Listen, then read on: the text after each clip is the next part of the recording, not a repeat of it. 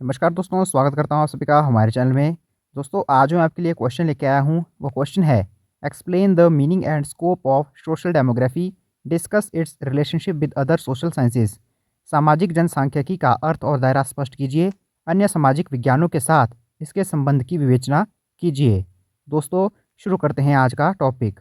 सबसे पहले हम इसमें इसका अर्थ लिख लेते हैं। सामाजिक जनसांख्यिकी अर्थात सोशल डेमोग्राफी मानव जनसंख्या का वह अध्ययन है जो जनसंख्या के आकार, संरचना, वितरण और परिवर्तनों पर सामाजिक, आर्थिक, सांस्कृतिक और जैविक कारकों के प्रभाव का विश्लेषण करता है। यह केवल संख्यात्मक आंकड़ों तक ही सीमित नहीं है, बल्कि इन आंकड़ों के पीछे के सामाजिक कारणों और परिणामों को समझने का प्रयास करता है। अब हम इसमें इसका दायरा अर्थात इसका स्कोप पढ़ लेते हैं। इससे पहला पॉइंट है जनसंख्या का आकार और वृद्धि।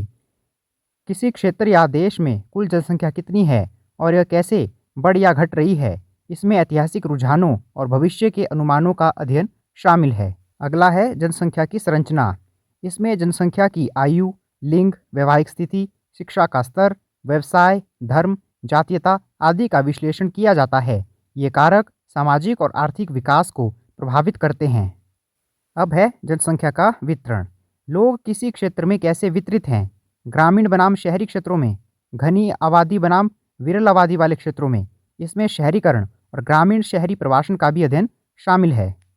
अगला है जन्म दर, जिसको कि प्रजनन क्षमता भी बोलते हैं। उन सामाजिक, आर्थिक और सांस्कृतिक कारकों का अध्ययन जो जन्म दर को प्रभावित करते हैं, जैसे शिक्षा का स्तर, महिला सशक्तिकरण, परिवार नियोजन नीतियाँ और धार्मिक मान्यताएं इत्यादि। अगला है मृत्यु दर।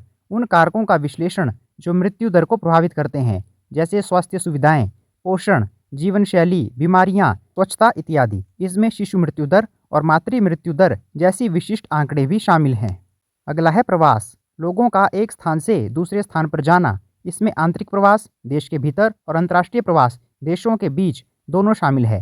सामाजिक जनसांख्यिकी प्रवास के कारणों, पैटर्न और परिणामों का अध्ययन करती है। अगला है सामाजिक आर्थिक असमानताएं।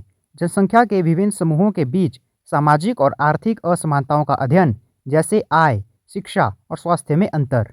अगला है नीति निर्माण।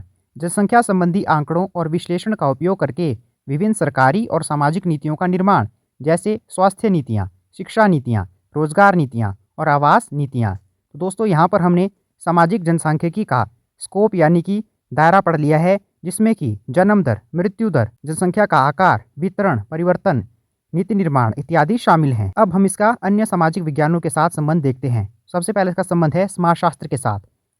उसका कारण है पारस्परिक निर्भरता। समाजशास्त्र सामाजिक संरचनाओं, सामाजिक संबंधों, सामाजिक अंतःक्रियाओं और प्रक्रियाओं का अध्ययन करता है और ये सभी जनसंख्या के आकार, संरचना और वितरण से प्रभावित होते हैं। वही जनसांख्यिकी पैटर्न, जैसे जन्म दर में गिरावट, सामाजिक व्यवहार जैसे विवाह की उम्र में वृद्धि, परिवार के आकार में कमी पर गहरा प्रभाव डालते हैं। अगला पॉइंट है विश्लेषण का उपकरण।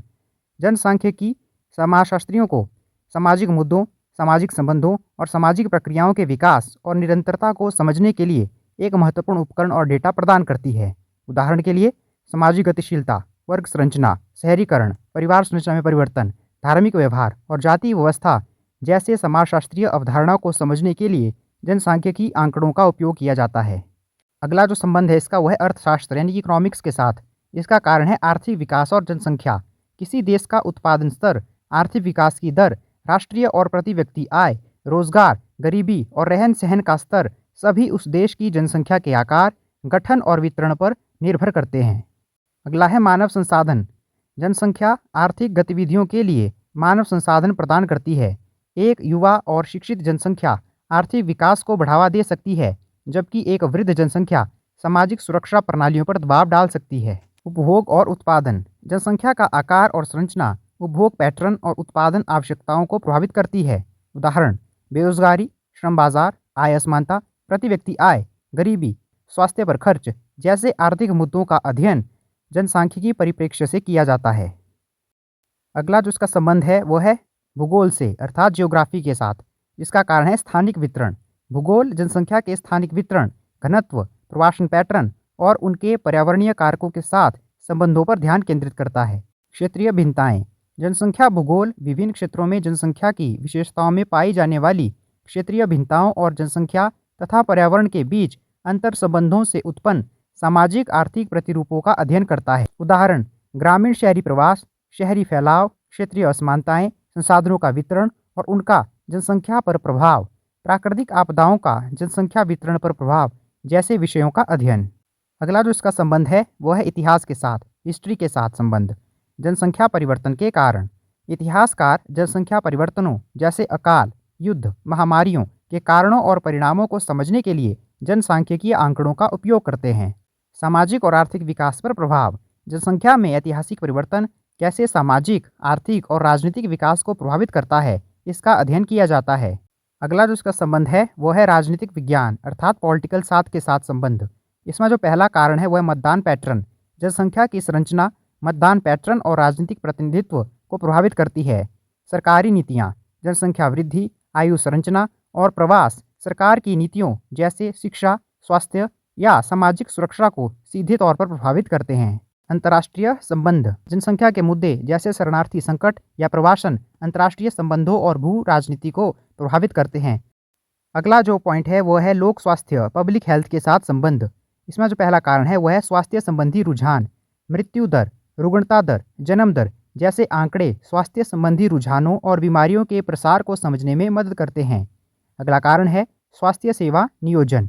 जनसंख्या की आयु संरचना और भौगोलिक वितरण स्वास्थ्य सेवाओं के नियोजन और वितरण के लिए महत्वपूर्ण है।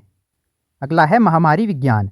महामारी विज्ञान में बीमारियों के वितरण और निर्धारकों का अध्ययन किया जाता है जो जनसांख्यिकीय आंकड़ों पर बहुत अधिक निर्भर करता है। तो दोस्तों यहाँ पर हमने सोशल डेमोग्राफी का अन्य विज्ञानों के साथ संबंध भी पढ़ा, जिसमें इसका संबंध इतिहास के साथ, राजनीति विज्ञान के साथ, भूगोल के साथ, समाजशास्त्र के साथ और अर्थशास्त्र के साथ देखने को मिला और इसके विभिन्न कारण भी हमने पढ़े।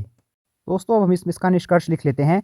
संक्षेप में, सामाजिक जनसांख्यिकी एक महत्वपूर्ण सामाजिक विज्ञान है जो जनसंख्या की गतिशीलता और उसके सामाजिक, आर्थिक और सांस्कृतिक संदर्भों को समझने में मदद करता है। इसका अन्य सामाजिक विज्ञानों के साथ एक सहजीवी संबंध है, जहां एक अनुशासन से प्राप्त अंतर्दृष्टि और डेटा दूसरे को समृद्ध करते हैं, जिससे मानव समाज की अधिक व्यापक समझ विकसित होती है। तो दोस्तों यह था हमारा आज का टॉपिक, सामाजिक जनसांख्यिकी क्या है, इसका अर्थ क्या है, इसका दायरा क्या है और अन्य सामाजिक विज्ञानों के साथ इसका क्या संबंध है।